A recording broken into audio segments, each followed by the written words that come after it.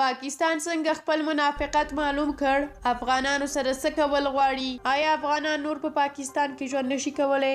دا هر څه په همدې ویډیو کې وګورئ او چینل در سره سبسکرایب کړئ.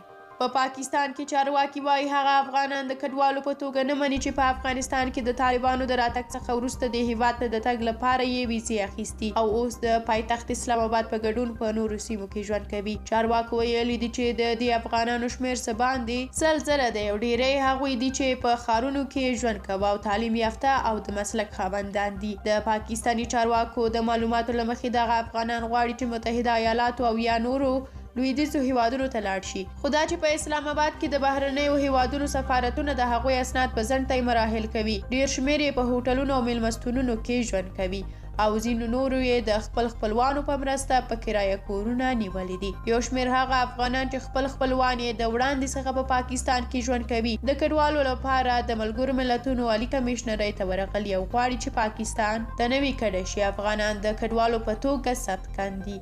خو پاکستاني چارواکو ویلي دي چې وار د مخه په دې هیواد کې لږ تر لږه 3 میلیونه افغان کډوال ژوند کوي چې یو شمیر یې هلته د اوسېدو قانوني اسناد هم نه لري او نورو کډوالو ته د ځای ورکولو گنجایش نه لري.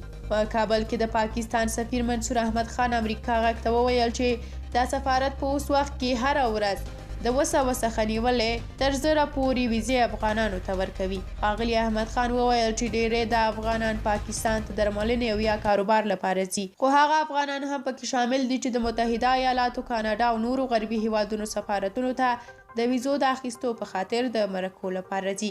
ښاغلي خان زیاته کړه چې پاکستان دا ویزې افغانانو ته د بشري اندېښنو په خاطر ورکوي خو د کډوالو په توګه به یې ونه مني.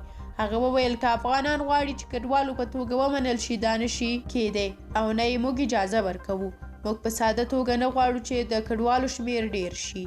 په همدې حال کې په پاکستان کې د کډوالو لپاره د ملګرو ملتونو د عالي کمیشنرۍ ویان قیصر افریدي امریکا غږ ته وویل دا اداره د پاکستاني چارواکو سره په ګډه کار کوي چې د هیواد ته د نویو راغلیو افغانانو ستونزو ته د حل لاره پیدا کړي. هغه وویل چې UNHCR د پاکستان د حکومت سره کار کوي چې څنګه د دې پناه غوښتونکو نومونه ثبت شي او اسناد ورکړل شي.